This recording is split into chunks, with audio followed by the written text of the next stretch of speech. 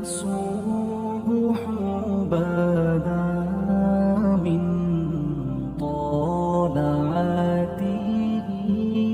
صلاح الدین ایوبی، مسلمانوں پہ ظلم ہوا، فلسطین میں آگ لگی اور پورے فلسطین کی گلیاں خون سے بھر گئیں. ایک دن کے اندر 70,000 مسلمان قتل ہوا. گھوڑوں سے سڑکوں پہ چلا نہیں جاتا تھا، گھوڑے پھسلتے تھے، اتنا خون تھا. اور کچی سڑکیں تھی، اتنا خون تھا. پہلے کچی زمین نے خون پیا، پھر خون اس سے باہر آیا، پھر بھی اتنا 70,000 آدمی قتل ہوا. صلاح الدین ایوبی کون تھے؟ میرے غوث اعظم جیلانی کے مدرسے کے طالب علم تھے. جامعہ نظامیہ مدرسہ، یہ مدرسے ہیں جنہوں نے دین کے مجاہد پیدا کیے، مدارس ہیں جنہوں نے دین کے مجاہد پیدا کر کے پوری دنیا کے اندر پھیلائے ہیں. مدارس کے اندر دہشت گردی آئی، میں اختلاف نہیں کرتا، لیکن ابھی بھی مدرسے ہیں جن مدرسوں سے رسول اللہ کے دین کا سچا درس دیا جاتا ہے، امن، پیار اور محبت کی فضا کو عام کیا جاتا ہے وہ مدارس. اور انشاءاللہ قیامت کی صبح تک وہ مدرسے قائم رہیں گے. صلاح الدین ایوبی مدرسے کے طالب علم ہے، مدرسے کا، لیکن مدرسہ اس کا تھا جو ساتھ درویش بھی تھا. صلاح الدین ایوبی اکیلا اپنے دوستوں سے کہنے لگا مسلمانوں کی مدد چند سالوں میں نکلو مدد کریں. انہوں نے کہا تیرے نکلنے سے کیا ہوگا؟ کہنے لگا میں نے نہیں نکلنا، میرے اللہ نے میری مدد کرنی ہے، میرے اللہ نے میری اٹھ باندھ کمر کیا ڈرتا ہے، پھر دیکھ خدا کیا کرتا ہے. اور میں مجھے نکلنے دے، اللہ میری مدد کرے گا. تھوڑا تھوڑا کر کے فوج جمع کی، کوشش کی. چند سالوں کے بعد اسی جگہ جہاں مسلمانوں کا خون بہا تھا، اللہ نے اسلام کا جھنڈا پھر سے بلند کر دیا. صلاح الدین ایوبی فاتح بن کے مسجد اقصیٰ کے دروازے پہ کھڑا ہے. چند سال گزرے، عیسائیوں کا اپنا وہ ظلم ابھی یاد ہے، اور عیسائی سارے لیڈر کہتے ہیں تیاری کر لو، اب ہمارے بچے کاٹے جائیں گے، عورتیں بیوہ ہوں گی، گردنیں کٹیں گی، اب دیکھنا جتنا خون ہم نے بہایا تھا مسلمان اس سے دگنا بہائیں گے. صلاح الدین ایوبی گھوڑے پہ کھڑے ہیں اور پوچھتے ہیں او عیسائیوں بتاؤ تمہارے ساتھ کیا کروں؟ گردنیں جھک گئیں، جواب کوئی بھی نہیں. کہا تم نے 70,000 مسلمان ایک دن میں مارا تھا، بولو تمہارے ساتھ کیا کروں؟ تم نے ایک دن میں مسلمان یوں کاٹے جیسے گاجر مولی کاٹی جاتی ہے، بولو کیا کروں؟ عیسائی کہنے لگے ہمیں اپنے ظلم یاد ہے، تشدد یاد ہے، بربریت یاد ہے، تو بہتر جانتا ہے تو نے کیا کرنا ہے.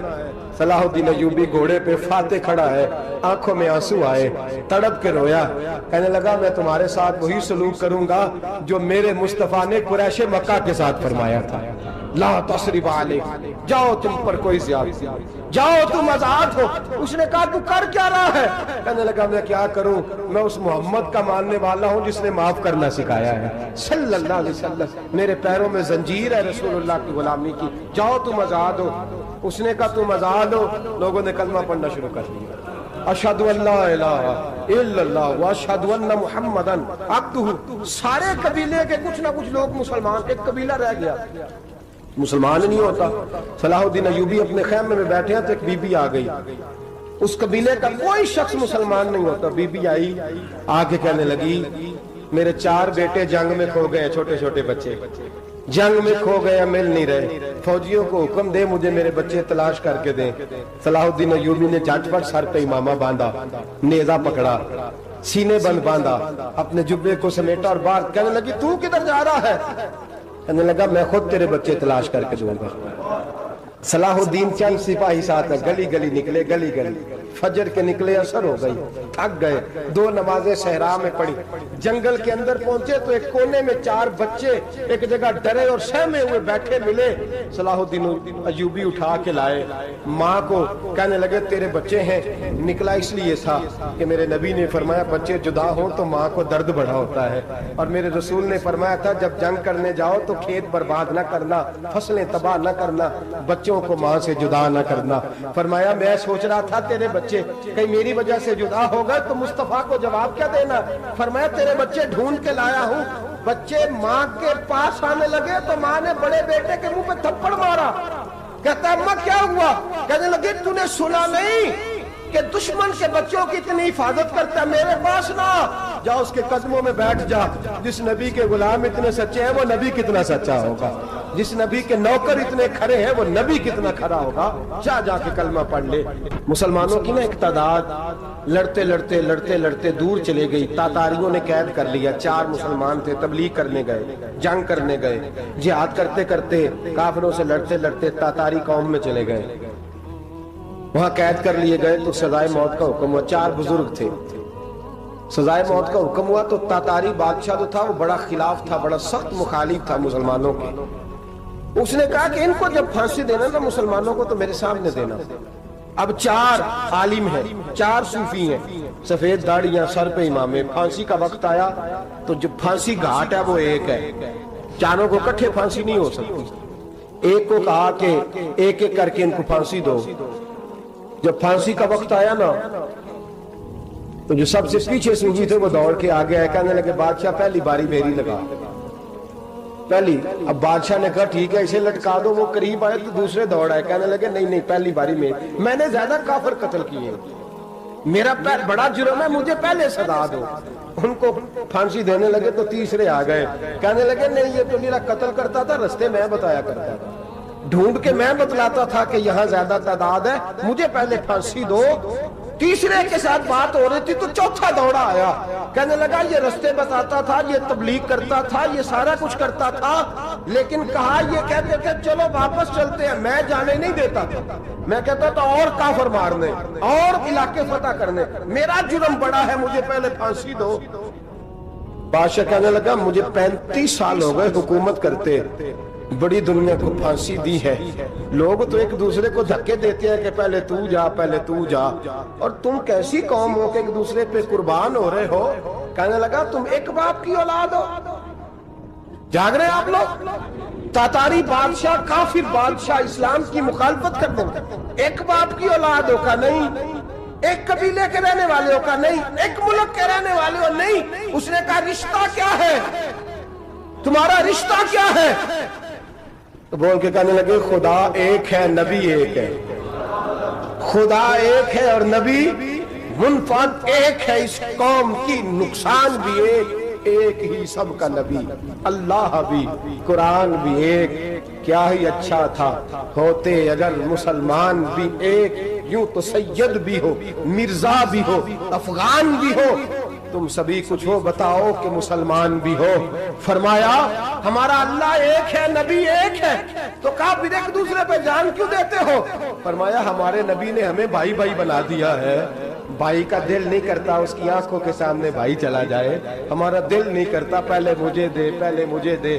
بادشاہ کہنے لگا تمہارا جذبہ مجھے متاثر کر گیا, جاؤ میں تم چاروں کو آزاد کرتا ہوں, تمہیں آزاد کرتا ہوں. میرے دوستو یہ رنگ تھا, دیکھیں نا, یہ اس دھرتی نے نظام دیکھا ہے نا, اس فلک نے پہلی بار دیکھا, اس زمین نے پہلی بار. اور میرے حضرت صاحب فرمایا کرتے تھے زمین تڑپ کے روئی, اس نے پہلی دفعہ دیکھا.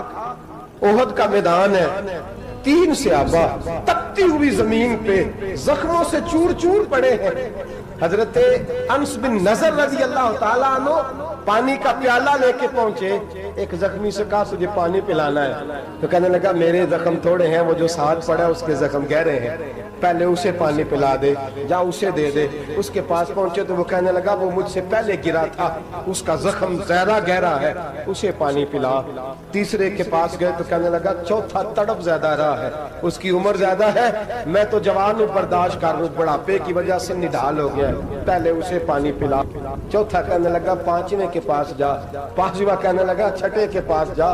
حضرت انس بن نضر کہتے میں رو پڑا, میں نے کہا محمد کے غلاموں, رسول نے تمہیں کیسا جذبہ دے دیا ہے, زبانیں پیاس سے باہر ہے لیکن تمہاری اخوت مرتے دم تک قائم ہے.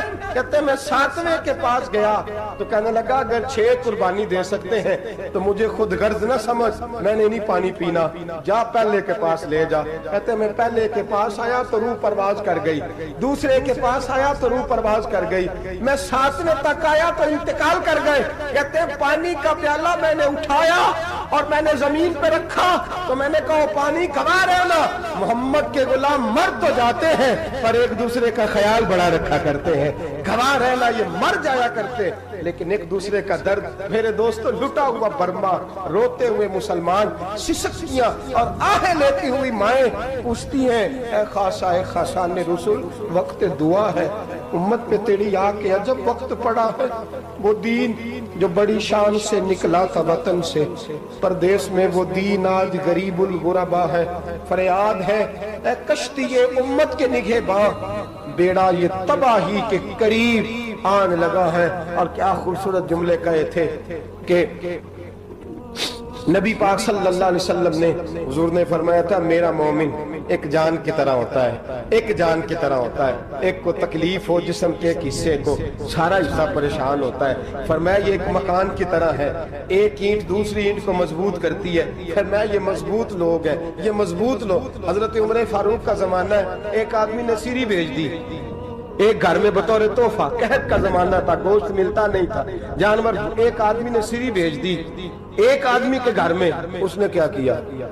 اس نے اپنی بیوی سے کہا ہماری تو خیر ہے، ساتھ والا پڑوسی زیادہ غریب ہے، ادھر نہ بھیج دے، یہاں گندم امیر شہر کی ہوتی رہی خراب اور بچی کسی فقیر کی فاقوں سے مر گئی۔ کہا ساتھ والے پڑوسی کے گھر سے میں کئی دنوں سے بھوک کی آوازیں، وہاں بھیج دے۔ اس کے گھر گئی تو اس کی بیوی شوہر کو مشورہ دیتی ہے، کہتی ہے میرے بچے تو دلیر ہیں، ساتھ والے کے چھوٹے ہیں، وہ گزارا نہیں، ادھر نہ بھیج دیں۔ ادھر گئی۔ ایک روایت ہے 7 گھر، ایک روایت ہے 21 گھر۔ 21 گھروں میں گھومتی ہوئی وہ سری پھر پہلے کے گھر میں آ گئی، اور پہلا صحابی کہنے لگا صرف تو نے ہی محمد کا کلمہ نہیں پڑھا، باقی بھی اس نے بھی پڑھا ہوا ہے، صرف تو نے ہی رسول اللہ سے یہ درس نہیں لیا، باقیوں نے بھی لیا ہے، اور صرف تیرے اندر ہی جذبہ اظہار نہیں، تو ہی صرف مسلمانوں سے پیار نہیں کرتی، سارے ہی پیار کرتے ہیں۔ وہ سری پھر آ گئی ہے، اب کیا کرنا ہے؟ اب کیا کرنا ہے؟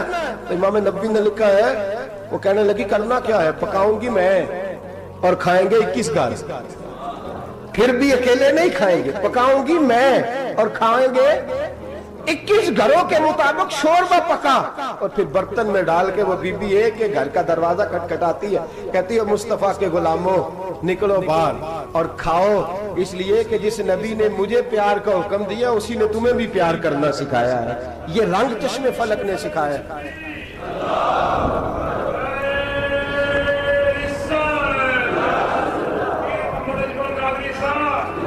آپ کی بڑی مہربانی، زندہ باد وہی ہے جس کو اللہ رسول زندہ باد فرمائے، بڑی مہربانی، اللہ جزا دے۔ بنو قریظہ اور بنو نذیر 2 محلے تھے یہودیوں کے۔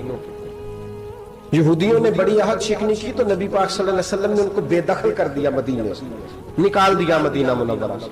یہودی نکل گئے مدینہ طیبہ سے، تو جب وہ نکل کے جا رہے تھے تو ان کے مکان، ان کے باغ، ان کی جائیدادیں بچ گئیں۔ نبی پاک علیہ السلام نے انصار مدینہ کو پہلے بلایا، جاگ رہے ہیں نا آپ لوگ؟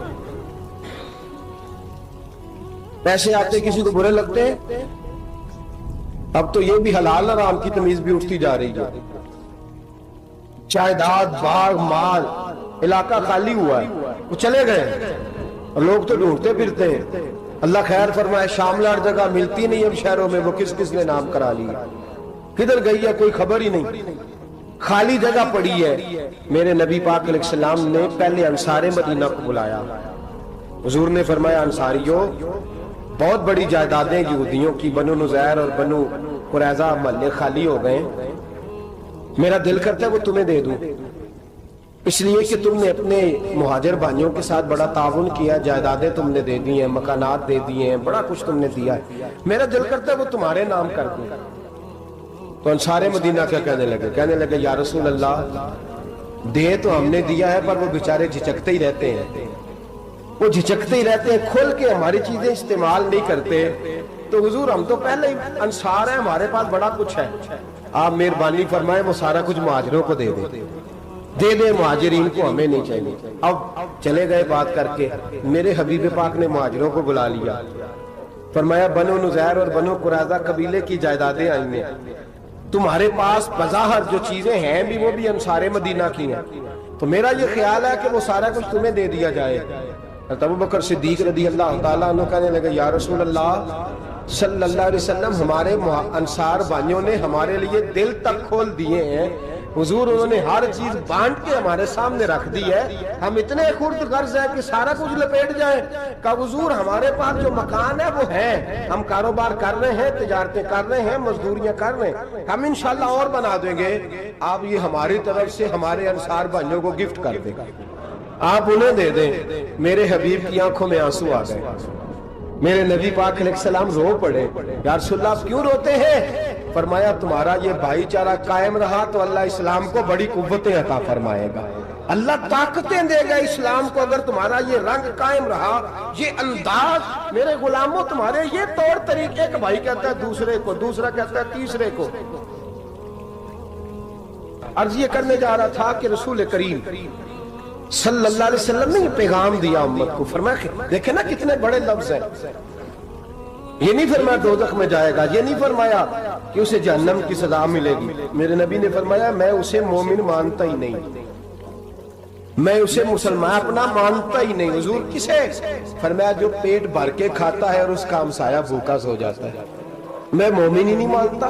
سزا تو تب ملے گی نا کہ جب میں کسی سزا کا اعلان کروں. میں مانتا ہی نہیں، وہ میرا ہے ہی نہیں. خود پیٹ بھر کے کھا رہا ہے، ہمسایہ اس کا بھوکا. میں نہیں مانتا انما المؤمنون اخوہ، مومن بھائی بھائی، میں مانتا ہی نہیں اسے. اور میرے حبیب پاک اتنے بڑے لفظ حدیث میں اور کہیں نہیں ملیں گے آپ کو، اتنے بڑے جملے کہیں نہیں ملیں گے. میرے نبی پاک نے فرمایا اللہ کہے گا قیامت کے دن. کون؟ اتنے بڑے لفظ حدیثوں میں ملتے نہیں جتنے یہ ہیں.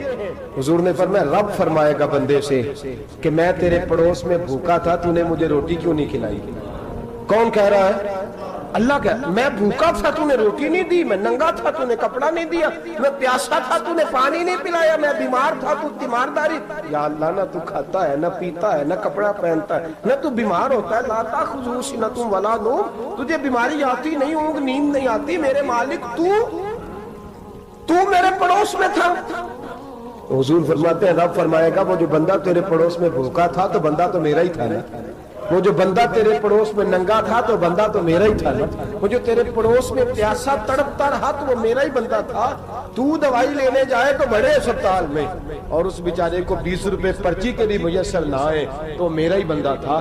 میرے دوست خیال کر اور یاد رکھ یہ جو ہمسائے ممالک میں ظلم ہوتے ہیں، زیادتیاں ہوتی ہیں. ہمارے گھر کا پنکھا اچھا چلتا ہے، ہم جلوس اس وقت نکالتے ہیں جب ہماری لائٹ بند ہوتی ہے. ہم جلوس اس وقت نکالتے ہیں جب ہمارا ایسا جو ہمیں تنگ کرتا ہے. ہم اس وقت درد محسوس کرتے ہیں جب ہمارے گھر تک آگ آ جاتی ہے.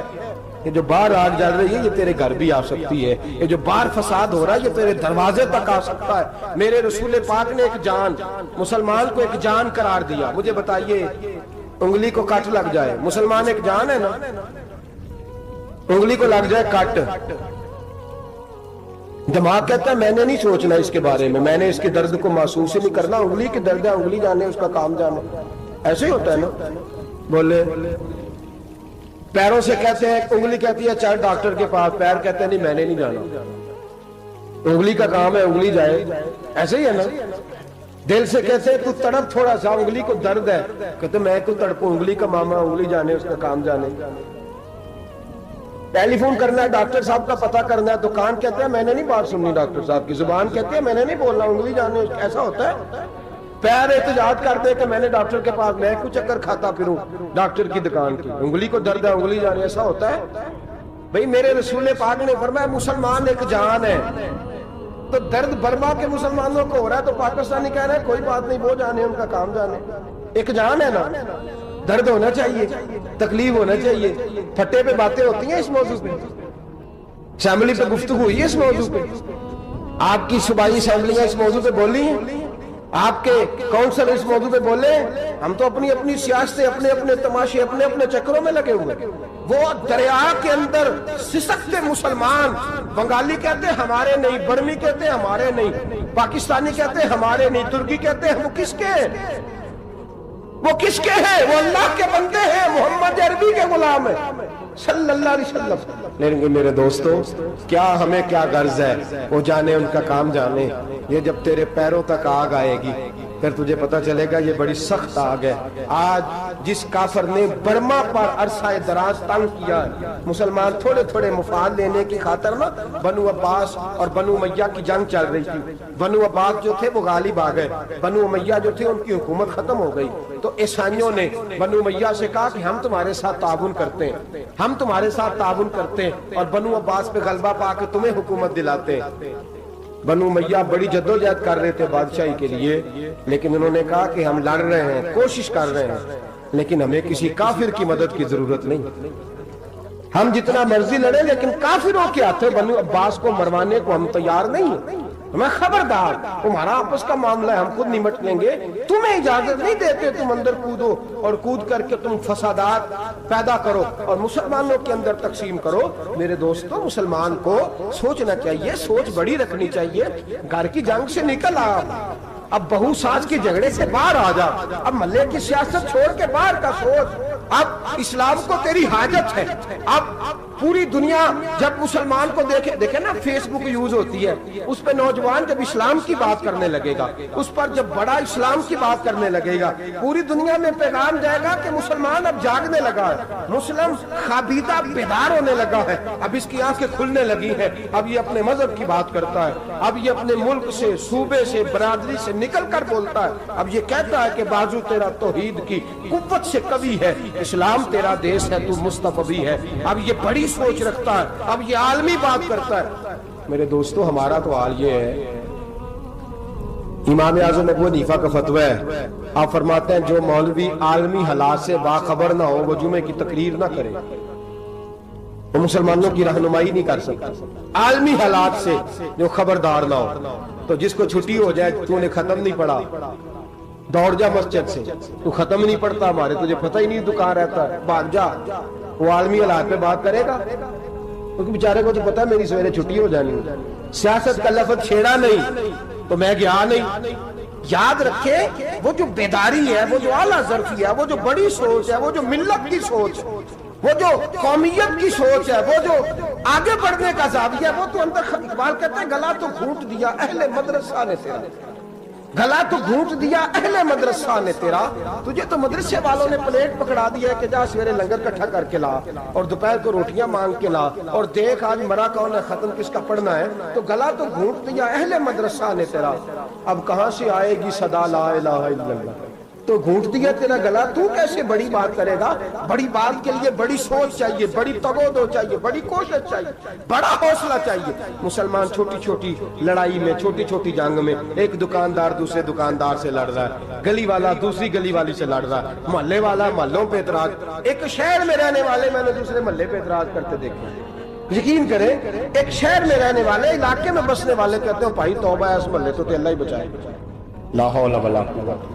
وہ جو تقسیم در تقسیم کی سوچ ہے، اس نے چھوٹے چھوٹے ٹکڑوں میں مسلمانوں کو بانٹ دیا ہے. چھوٹی چھوٹی تقسیم ہے، چھوٹا چھوٹا ہمارا مزاج ہے، چھوٹی سوچ ہے. بڑی سوچ کی بات سنیے. صلاح الدین ایوبی، جاگ رہے ہیں نا آپ لوگ؟ تو آخنا حضرت صاحب ایڈی وڈی گل چھیڑ چھڑی ہے، یہ مطلب ہی کون نہیں. کنے برما جانا ہے تو کنے مدد کرنی ہے. میں تو بھائی فریضہ سر انجام دے رہا ہوں. میرے نبی نے فرمایا برائی کو یا ہاتھ سے بدل، ہاتھ سے نہیں بدل سکتا تو زبان سے تو بولنا. تو میں معذور ہوں، کمزور آدمی ہوں، ہاتھ سے بدلنے کی طاقت نہیں رکھتا، تو دوسرے درجے پہ تو مجھے عمل کرنے دو نا. اثر کرے نہ کرے سن تو لے میری فریاد، نہیں ہے داد کا طالب یہ بندہ آزاد. رونے تو دو، تڑپنے تو دو، آہیں تو بہانے دو، سسکیاں تو لینے دو، مار کھائیے تو تڑپنے تو دو. وہ قرآن پاک برما میں پابندی لگی ہے تو میں یہاں سوچنے لگا ہوں کہ وہاں تو پابندی لگی ہے، یہاں پہلے لوگ کوئی نہیں پڑھتی. معاذ اللہ تعالیٰ حالات دن پہ دن مسلمانوں کے لیے ایک ایک کر کے. افغانستان میں جو آگ لگی تھی، پھر وہ عراق میں بھی لگی، پھر وہ لیبیا میں بھی لگی، پھر وہ مصر میں بھی لگی، پھر وہ یمن میں بھی لگی. سعودی عرب میں دھماکے ہوئے، میرا دل تڑپا ہے، مجھے پریشانی ہوئی. میں بچے 5 تھے، میں بڑا ڈسٹرب ہوا. میں نے کہا یار یہ ہمارا سب کا اجماعی عقیدت کا مرکز ہے. ہم کم از کم 1000 اختلاف کے باوجود کہا کرتے تھے کہ عرب میں امن ہے، یار وہاں سکون ہے، وہاں دکانیں کھلی چھوڑ کے لوگ چلے جاتے ہیں. وہاں بھی فساد ہونے لگا، وہاں بھی آگ بڑھ گئی ہے. لیکن ہم صرف چھوٹی چھوٹی کر کے جب آگ بجھانے کی کوشش کریں گے، اس وقت آگ نہیں بجھے گی. جب ہر آدمی اپنے پیالے میں پانی لے کے آئے گا، ہر شخص اپنے گھر کی نل چلائے گا، ہر شخص نلکا چلائے گا اور پانی نکال کے یہ آگ بجھائے گا، تب یہ آگ بجھے گی. ہر آدمی کو کردار، سوچ بڑی کریں، نظریہ بڑا کریں، ملت کی بات کریں، مسلمان ہو کے سوچیں، مسلمان ہو کے سوچیں. خدا را نکلیں یہ گھر کے جھگڑوں سے، تھوڑی دیر کے لیے اپنے آپ کو بڑا کریں، بڑی سوچ آپ بنائیں. جب دوستیاں لگائیں، یارانے لگائیں، کہ چھوٹے موٹے حساب سے بچیں. بابا بلے شاہ صاحب فرماتے کورے ورک کتاب نہیں ہوندے، ਕੋਰੇ ਵਰਗ ਕਿਤਾਬ ਨਹੀਂ ਹੁੰਦੇ, ਪੱਥਰ ਦਿਲ ਗੁਲਾਬ ਨਹੀਂ ਹੁੰਦੇ। ਉਹ ਬੁੱਲਿਆ ਯਾਰੀ ਸੋਚ ਕੇ ਲਾਈ, ਯਾਰਾਂ ਨਾਲ ਹਿਸਾਬ नहीं ਹੁੰਦੇ। फिर जरा निकले इस हिसाब किताब से बाहर, बुलिया यारी सोच के लाई, यारा नाल साहब नहीं होंगे। फिर जरा बड़ा ज़हन करे, छोड़े अपने साहब। युबसिरून अला अनफुसिहिम वलनबलुवन्नकुम बिशैइन मिनल खौफि वल जु'i व नक्सिन मिनल अमवालि वल अनफुसि वस समरात। फिर हिसाब किताब से निकले। फिर इमाम अली मकाम की तरह ये सोच बनाए कि हुसैन के बच्चे चले जाए तो कोई हर्ज नहीं, उम्मत पर आंच नहीं आनी चाहिए। एक इमाम अली मकाम, कल तक इमाम मैदान में खड़े थे तो अकेले थे, लेकिन आज पूरी दुनिया कहती है हुसैन हमारा है, हुसैन हमारा है। आज नजरिया इमाम अली मकाम जिंदा है, तू अकेला है तो खड़ा हो। ये ना कहा कर छोटी सी मस्जिद है, एक कोना का खड़कावा, मौलाना तकरीर कर रहे हैं तो क्या बनेगा। एक आवाज कहीं से गूंजा करती है, फिर उसमें तासीर मेरा अल्लाह पैदा फरमा दिया करता है, फिर उसके अंदर कुव्वत मेरा रब पैदा फरमा दिया करता है, फिर अल्लाह उसमें तासीर पैदा करके चार दाग आलम में फैला दिया करता है। जब आप नमाज पढ़ रहे होते हैं, जब आपका मुसल्ला आबाद होता है, सलाहुद्दीन अय्यूबी एक बुजुर्ग से मुलाकात हो गई, बैतुल मक़दस पर कब्जा था ईसाइयों का।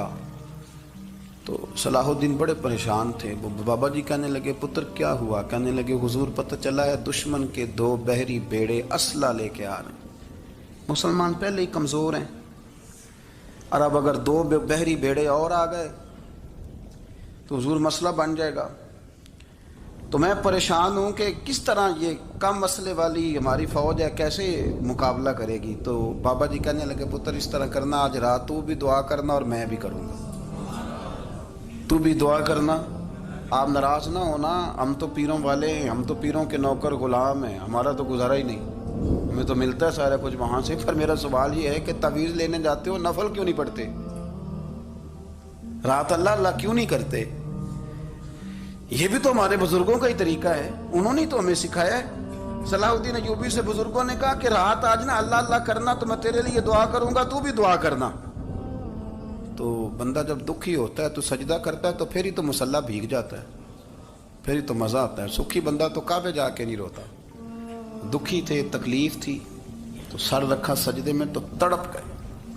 और वो बाबा जी कहते हैं, मैं मस्जिद आया तो सलाहुद्दीन चीखे मार के रो रहा था और कह रहा था, मालिक मैं कोई अपनी शान के लिए तो नहीं ना लड़ रहा, अल्लाह को मैं कोई कब्जों के लिए तो नहीं लड़ रहा, मालिक तेरे लिए लड़ रहा हूँ, मुझे बेआबरू ना करना, मेरी मदद फरमाना। कहते मैं आया था कि मस्जिद में दुआ करूंगा, पर सलाहुद्दीन अय्यूबी को रोते देखा तो मैं लौट गया। तो सवेरे सलाहुद्दीन मिले तो बड़े खुश थे। मैंने कहा, पुत्र क्या हुआ? कहने लगे, हुजूर वो बहरी बेड़े 2 आ रहे थे ना असला लेके, दोनों डूब गए पानी में, पानी में डूब गए। तो बाबा जी कहने लगे, सलाहुद्दीन वो पानी में नहीं डूबे, वो तेरे आंसुओं में डूब गए, वो गर्क हो गए। वो जो तूने मुसल्ला बात किया तो वो तेरे आंसुओं में डूब गए, वो गर्क हो गए, वो तबाह, इतने कीमती थे तेरे आंसू के बहा ले गए दुश्मन के बहरी बेड़ों को। मेरे भाई, ठीक हो गया जी, मेरे अजीज समझ लें इस बात को हमेशा के लिए, और इस पर गौर कर लें अच्छे तरीके से कि मेरे रसूल करीम सैयद आलम सल्लल्लाहु अलैहि वसल्लम ने ना हमारी तवज्जो दिलाई, हुजूर ने हमें बतलाया, हमारा ज़ौक़ बढ़ाया इबादत की तरफ। एक सहाबी थे हजरत अबू फातिमा रदी अल्लाह ताला अन्हु, ये तिरमिज़ी शरीफ की हदीस है। नबी पाक अलैहि सलाम ने फरमाया, अबू फातिमा क़यामत के दिन मुझसे जल्दी मिलना चाहते हो कि देर के साथ? तो कहने लगे, हुजूर कौन होगा जो देर से मिलना चाहे, हमने तो जान दे दी वादा दीदार पर। आला हज़रत फरमाते हैं, जान दे दी वादाए और नगद अपना दाम हो ही जाएगा। मुझे लगता है कि ये सौदा नगदो नगद हो जाना है, क्योंकि हमने जान दे दी वादाए दीदार पर। आपने वादा किया था कि मरेंगे तो फिर ज़ियारत होगी, तो मर गए हम ज़ियारत की खातर। जान दे दी वादाए दीदार पर, तो नगद अपना दाम हो ही जाएगा। ए रज़ा, हर काम का एक वक्त है, दिल को भी आराम हो ही जाएगा। तो हजरत अबू फातिमा रदी अल्लाह ताला अन्हु से नबी पाक सल्लल्लाहु अलैहि वसल्लम ने फरमाया, जल्दी मिलना चाहते हो कि देर से? अर्ज़ की, हुजूर फटाफट मिलना है, मैंने क़यामत के दिन आपसे जल्दी मिलना है। तो नबी पाक अलैहि सलाम ने फरमाया, फिर इस तरह करना, दुनिया में रह के सजदे ज़्यादा करना, फिर सजदे ज़्यादा करना, क़यामत में मुलाकात जल्दी हो जाएगी, कुर्ब मिलेगा तुम्हें। اپنے بچوں کے اندر دیکھیں نا، ہم شوق پیدا کرتے ہیں، ہمیں صحیح لفظ نہیں بولنے آتے پر ہم بچوں میں شوق پیدا کرتے ہیں کہ پتر ڈاکٹر بن جائے گا تو بڑا نفع کرے گا، تو لوگوں کی خدمت کرے گا، ملک و ملت کی خدمت کرے گا، تیرے ابا کا نام روشن ہوگا، تیرے دادا کی تعریفیں ہوں گی. ہم یہ ذوق پیدا کرتے ہیں. ہم اپنے نوجوانوں کے اندر یہ فکر پیدا کرتے ہیں، انہیں ہم سمجھاتے ہیں کہ میاں جب تم پڑھو گے، محنت کرو گے تو فلاں آدمی کی طرح تمہارا نام ہوگا. یہ جتنا ذوق ہم بچوں کے اندر ان چیزوں کا پیدا کرتے ہیں، ہمیں حکم ہے کسی طرح ہم ذوق پیدا کریں کہ پتر نماز پڑھے گا تو اللہ راضی ہو جائے گا، تو سجدہ کرے گا. دیکھیں نا میرے رسول کریم علیہ السلام نے فرمایا 7 سال کے بچے کو مسجد لے کے جاؤ، یعنی اسے شوق دلاؤ، اس کے اندر یہ خاصیت پیدا کرو کہ اس کا دل کرے مسجد میں جانے کو، اس کے اندر یہ خصوصیات لاؤ کہ وہ ہمارے ہاں نا ہر چیز کو پروموٹ کیا جا رہا ہے، ہر چیز کو یعنی سر سنگیت سکھانے کے لیے اکیڈمیاں بن گئی ہیں، ہر شے پروموٹ ہو رہی ہے. عبادت کا جذبہ کم ہوتا جا رہا ہے، اللہ کا ذوق ہمارے اندر نہیں رہا. اور اتنا مشکل ہم نے اپنے لیے بنا لیا ہے کہ وہ بندہ جو بڑی زبردست مذہبی گفتگو کر رہا تھا اور تگڑی بات کر رہا تھا، کیا بات ہے، لیکن نماز کے بارے میں کمزوری دکھا جاتا ہے، نوافل کے بارے میں وہ چپکے سے نکل جاتا ہے. امام احمد بن حنبل رحمۃ اللہ تعالی علیہ، مسند امام احمد بن حنبل 14 جلدوں میں ہے مارکیٹ میں، اور مجھے تو خیر پسند ہی بڑی ہے، میں نے کئی دفعہ پڑھی ہے. اور کیا بات ہے امام احمد بن حنبل کی، کیسے تگڑے قسم کے محدث تھے اور اللہ نے کتنا انہیں اعزاز عطا فرمایا ہوا. یہ کوڑے بھی کھاتے تھے دین کی خاطر، سارا کرتا لہو سے بھر بھی جایا کرتا تھا. بڑا اعزاز والا شخص تھے، بڑے اعزاز والے. حدیثیں جمع کرنا، حدیثیں لکھنا، حدیث پڑھانا، سارا دن رہتے تھے. کہہ سکتے تھے کہ میں کر تو رہا ہوں کام، اور حدیث بھی موجود ہے کہ عالم عابد سے افضل ہوتا ہے، پر اس کے باوجود امام احمد بن حنبل رحمۃ اللہ علیہ 300 نفل فرض نمازوں کے علاوہ پڑھا کرتے تھے. 300 نوافل روز پڑھا کرتے تھے. ان کے بیٹے نے کہا ابا جی مکان خریدنا ہے تو وہ جگہ کہاں کر کے لوں، بہت ساری آبادیاں. تو فرمایا پتر وہاں لینا جہاں مسجد قریب ہو. میرے رسول کریم سید عالم صلی اللہ علیہ وسلم اتنا پسند کرتے مسجد کو، اتنا پسند کرتے نماز کو کہ رسول کریم صلی اللہ علیہ وسلم تہجد کی نماز بھی پڑھتے، پھر حضور فجر کی نماز بھی پڑھتے. نبی پاک وتر کو الگ کر کے پڑھتے، عشاء کے ساتھ نہیں پڑھتے. یہ تو ہم اس لیے اجازت دی ہمارے بزرگوں نے کہ بعد میں اٹھے گا کون علیحدہ وتر پڑھنے کے لیے، عشاء کے ساتھ پڑھ لے. وتر پڑھتے، تہجد پڑھتے، فجر پڑھتے، اشراق پڑھتے، چاشت پڑھتے، پھر مغرب کی نماز کے بعد 6 رکعت اوابین پڑھتے، پھر رات کو صلاۃ اللیل پڑھتے. سیدہ عائشہ صدیقہ کہتی ہیں زمانہ سو جاتا اور میرے رسول مصلی بچھا کے کھڑے ہو جاتے. او یار کھیتی باڑی کر کے نہیں، محنت مزدوری کر کے نہیں. جناب عائشہ کہتی ہیں میں یہ بھی دیکھتی کہ حضور ایک آیت شروع کرتے تو ساری رات اسی کو پڑھتے، اور میری نظر جاتی تو قدم مبارک پہ ورم آ جاتا.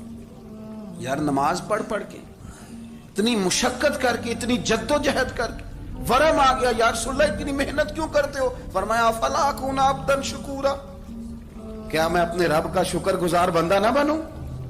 صحابہ کا ذوق عبادتوں کا، ریاضتوں کا، تلاوتوں کا، طبیعت ہے ان کی. وہ ایک دوسرے کو، حضرت مولا علی شیر خدا کرم اللہ تعالی وجہہ الکریم کے زمانے میں روم کے بادشاہ نے کہا یار یہ مسلمانوں کا پتہ تو کرو، یہ آخر کیوں اتنے زیادہ مجاہد ہیں. اس زمانے میں جاسوس بھیجنے کا مزاج تھا، اب تو جاسوس پکڑا جاتا ہے، اب تو جاسوس، اور جاسوسی کا شوق ویسے آج بھی ہے. عرض کروں تھوڑی سی بات اس عنوان سے. پتہ کیا ہمارا مسئلہ ہے؟ ہم جہاں جاتے ہیں نا وہاں تھوڑی خوشبو سونگنے کی کوشش کرتے ہیں. وہ کیا ہے تو یہ کیا ہے تو ادھر کیا ہے تو تھوڑا سا ادھر کیا ہے. میرے رسول پاک پڑھیے درود شریف، سارے پڑھیے ذرا زور سے صلی اللہ تعالی. نبی پاک علیہ السلام نے فرمایا جاسوسی نہ کرنا ورنہ تم بندوں کو خراب کر دو، اور فرمایا اس طرح نہ ہو کہ تم کسی کے اب کھول نہ نکلو تو تمہارے پہلے کھول جائیں. یہ جو ذوق ہے نا یہ ختم کریں، چھوڑیں. مطلب آپ کس چکر میں پڑے ہوئے ہیں؟ اتنی زیادہ توجہ کرنے کی کیا ضرورت ہے؟ اپنے کام سے کام رکھیں، اس میں بندہ تھوڑا سا نا آسان رہتا ہے. یہ جو بہت زیادہ ٹٹولنے والے لوگ ہوتے ہیں نا وہ بےچارے پھر عمر ٹٹولتے ہی گزار دیتے ہیں. اس لیے کہ مزاج ہی بہت پکا ہے، بوری کا منہ کھول کے اندر تک ہاتھ ڈالنا، تو پھر کئی دفعہ سامنے سے بچھو بھی لڑ جاتا، خرابی ہوتی۔ تو جاسوسی کی جاتی تھی، اس نے بھی جاسوس بھیجے، کیونکہ قبیلوں کے لوگ تھے، کچھ مسلم کچھ کافر، پہچانے نہیں جاتے تھے لوگ، تو کچھ لوگ اس نے بھیجے، انہوں نے آ کے نا تحقیق کی، ریسرچ کری کہ آخر ماجرا کیا ہے۔ تو واپس جا کے انہوں نے رپورٹ دی نا روم کے بادشاہ کو، اس رپورٹ کا ایک جملہ بڑا شاندار ہے، وہ کہنے لگا بادشاہ ہمیں مسلمانوں کی کوئی سمجھ نہیں آئی، ہمیں کوئی سمجھ نہیں آئی۔ انہوں نے کہا بھی کیوں نہیں سمجھ آئی؟ کہنے لگے یار عجیب بندے ہیں، جب رات مصلے پہ بیٹھتے ہیں تو یوں لگتا ہے ان کا دنیا سے رشتہ ہی کوئی نہیں، کوئی کسی کو نہیں جانتا، کوئی اپنے دکھ سنا کے رو رہا ہے، کوئی اپنی بات کر کے رو رہا ہے، لگتا ہے کہ ان کا کوئی رشتہ ہے ہی نہیں جب مصلے پہ بیٹھتے ہیں۔ اور فرمایا جب سویرے یہ جہاد کرنے نکلتے ہیں تو لگتا ہے ان سے زیادہ دلیر ہی کوئی نہیں۔ حالانکہ جو مسلوں پہ رونے دھونے کے لوگ ہوتے ہیں وہ کئی دفعہ جہاد میں کام نہیں کرتے، لیکن عجیب لوگ ہیں کہ رات کے راہب ہیں، دن کے مجاہد ہیں، کوئی سمجھ نہیں آتی۔ میرے عزیز، ان لوگوں نے مصلی آباد کر کے رکھا، تلاوتیں ان کا ذوق رہی، منظر روز پڑھنا، اسباق پڑھنا، وظائف پڑھنا، یہ ان کا ذوق رہا۔ اعلیٰ حضرت بریلوی رحمت اللہ نے 1000 کتاب لکھی ہے، لیکن الوظیفۃ الکریمہ کے نام سے جو وہ صبح و شام وظائف پڑھتے تھے وہ الگ انہوں نے ان کو بیان کیا، پابندی کے ساتھ اپنی اللہ اللہ کرتے۔ شیخ شہاب الدین سہروردی رحمت اللہ علیہ، اس پر ایک بندے نے اعتراض کیا، اس نے کہا جی آپ کس قسم کے صوفی ہیں، مرید بیٹھے ہیں اور آپ وہاں نفل پڑھ رہے ہیں؟ یہ بھی بڑا مسئلہ ہوتا ہے نا، جو بندہ ملنے آتا ہے وہ اپنے ٹائم کے حساب سے آتا ہے، اور پھر اس کا یہ بھی خیال ہوتا ہے کہ پیر صاحب جو ہیں وہ چونکہ درویش ہیں تو نہ انہیں روٹی کھانی چاہیے نہ سونا چاہیے، چونکہ وہ درویش ہیں، اور ہم چونکہ درویشوں کے ماننے والے ہیں لہذا ہمارا یہ طریقہ ہونا چاہیے کہ جیسے ہم کہیں درویش ویسے ہی کر جائے۔ حالانکہ جس کو آپ درویش کہیں گے آپ اس کی مانیں گے، آپ منوائیں گے نہیں، ہمارا مزاج ہوتا ہے۔ شیخ شہاب الدین پر لوگوں نے اعتراض کی، حضور لوگ ملنے آئے ہیں، زیارت کرنے آئے ہیں، یہ بندے دعا کرانے آئے ہیں، اللہ اللہ کرانے آئے، اور آپ نفل پڑھ رہے ہیں، کیا جملہ ہے، کیا حسن ہے، کیا خوبصورتی ہے۔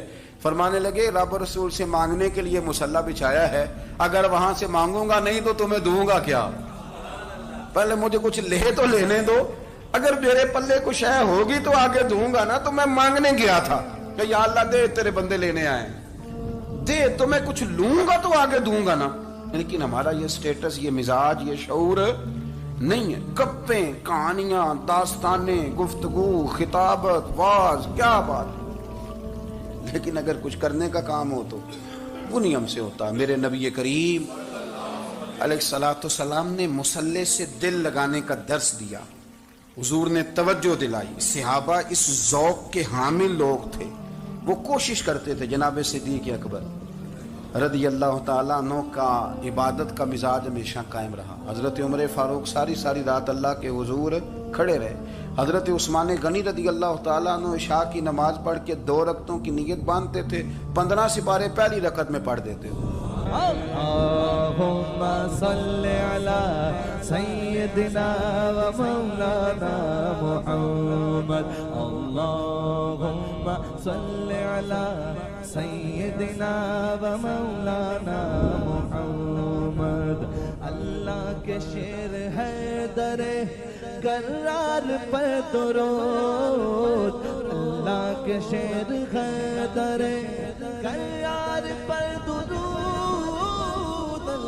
کے شیر غدر کرار پر درود، حضرت حسن حسین کے کردار پر درود، اللہم صلی علی سیدنا و مولانا محمد وعلی سیدنا علی و سیدتنا فاطمہ و سیدتنا زینب و سیدنا حسن و سیدنا حسین وعلی آلہ و صحبہ و بارک وسلم۔